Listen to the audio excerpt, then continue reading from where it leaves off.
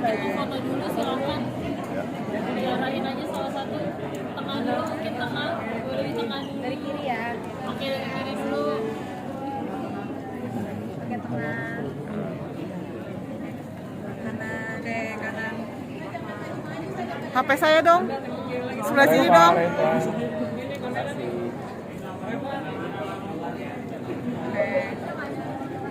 Sebelah sini dong. Ya, makasih. Pada merem bisa aja. Oke, sudah. Silakan. Pengalaman baru lagi buat aku.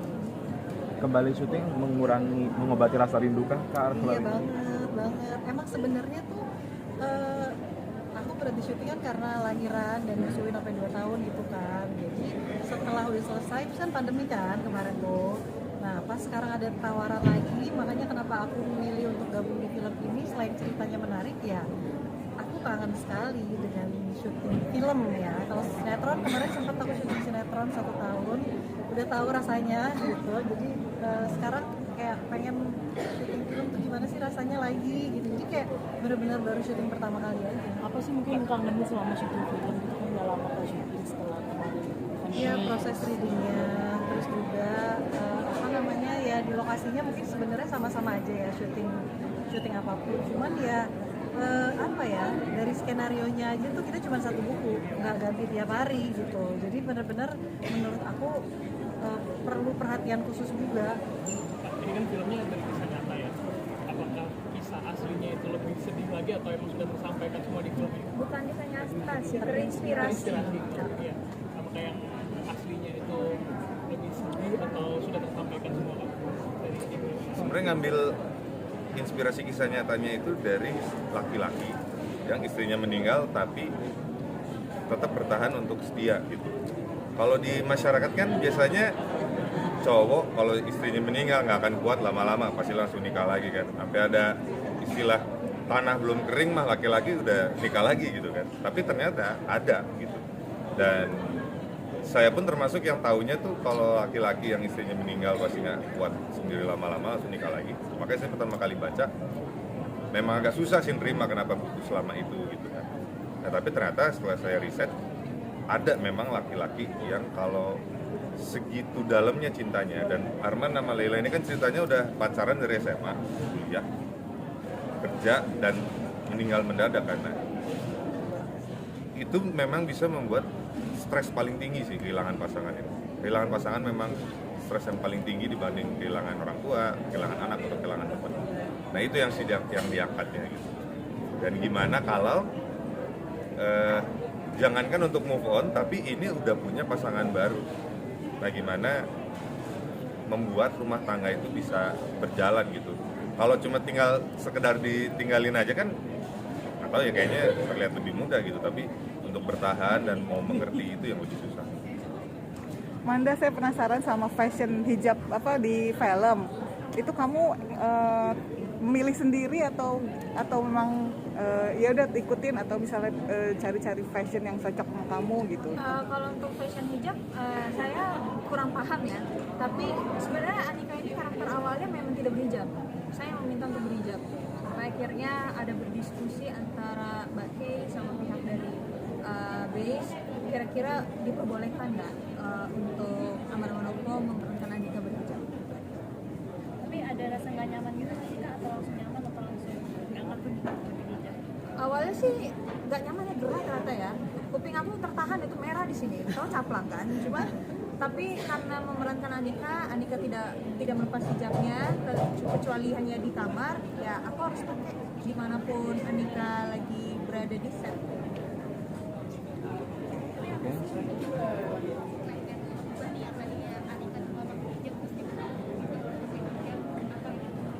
Ya menurut saya pertama saya tahu background ceritanya Alma seperti apa, punya istri yang berhijab, masa saya nggak berhijab sih?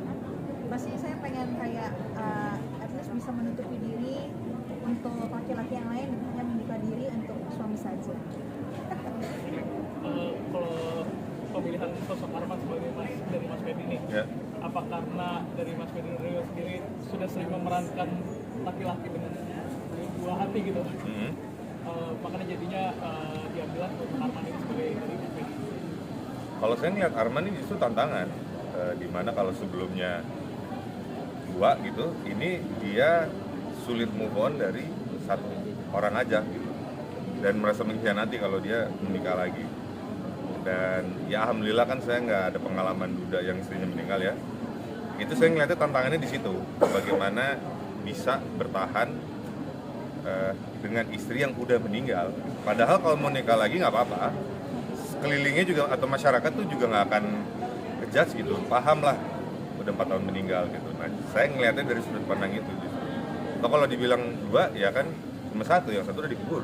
Jadi kemana-mana ya tetap 1 aja gitu. Jadi kenapa Arman itu dia tidak jadi Mas Fedi, apa karena sering memainkan teknik seperti itu?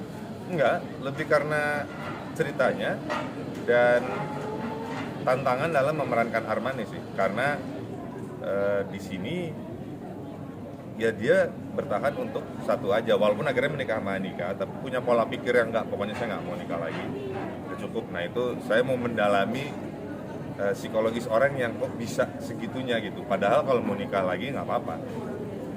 Kalau buat Manda sendiri kan tadi udah disebutin kalau adegannya untuk Fedi. Kalau Manda sendiri adegan yang paling menantang tuh di film ini, karena kan katanya harus nurut banget begitu. Paling menantang di bagian yang mana, di adegan yang mana?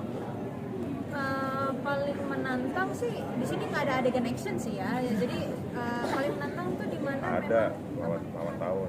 Lawan tahun.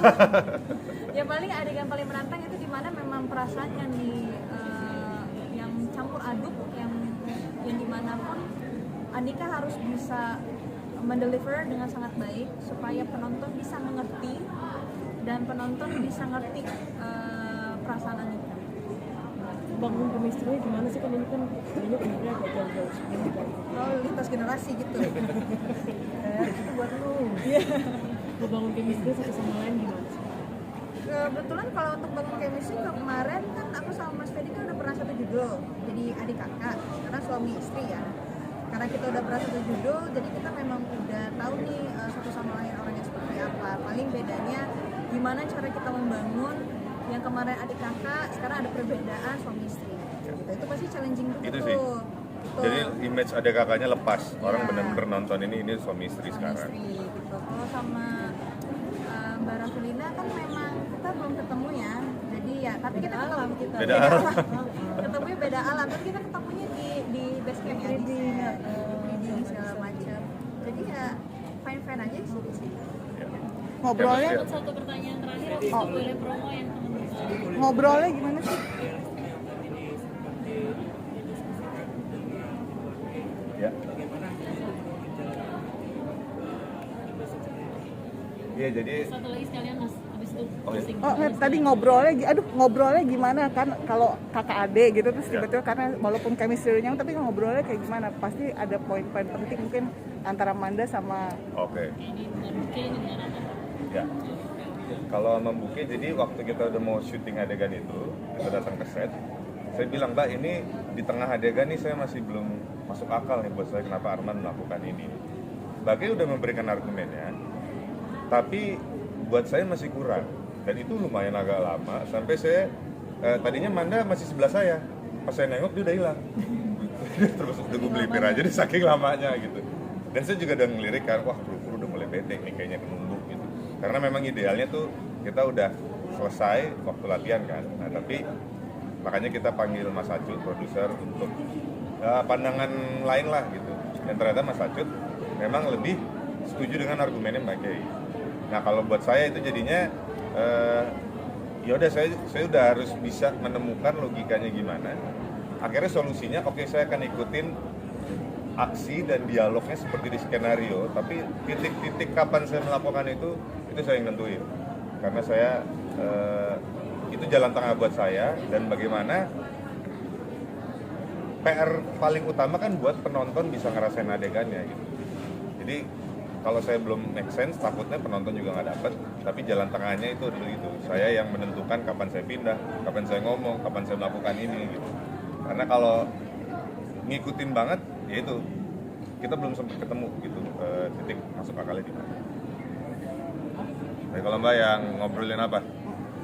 Ya memang lebih lebih deep sih ngobrolnya sama Manda, karena ini kan suami istri ya, soal cinta, soal apa namanya, kesetiaan, soal keluarga. Cuma kalau aku justru yang aku tanya pertama kali ke Manda, aku bilang, Man, ini kan jarak umur kita lumayan jauh nih, jadi seandainya aku jomblo dan berusaha mendekati kamu, itu kamu masih terbuka atau menolak karena nggak aja umur lo kejauhan.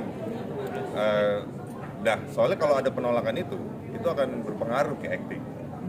Nah, jadi karena kan memang Anika dan Arman juga sebenarnya dibuat agak jauh gitu umurnya. Nah, buat aku itu penting karena supaya actingnya lebih luas, lebih menjiwai, karena konsep jarak umur itu nggak masalah buat Manda. Ada kan orang yang membatasi, aku cuma mau jarak umur 5 tahun lah atau 7 tahun. Kita kan 15 tahun nih beda. 20. Nah, 20. Masa sih? Kamu umur berapa sekarang? 25. 25, 42. Ya gitulah. Jadi ya itu, ya gitu. Jadi ya kalau ada batasan itu bisa jadi ganjelan sih buat syuting. Mungkin bisa bagus, tapi kalau nggak ada ganjelan itu akan lebih bagus. Oke, boleh izin promo sekali ya teman-teman podcast, boleh bilang jangan lupa saksikan terusan Oke. Ayo teman-teman nonton film Satu Imam Dua Makmum mulai tayang di bioskop tanggal 16 Januari 2025. sampai ketemu di bioskop. Dadah. Terima kasih semua. Thank you. Pian. Thank you. Pian. Aduh, Sorry, maaf. Pian.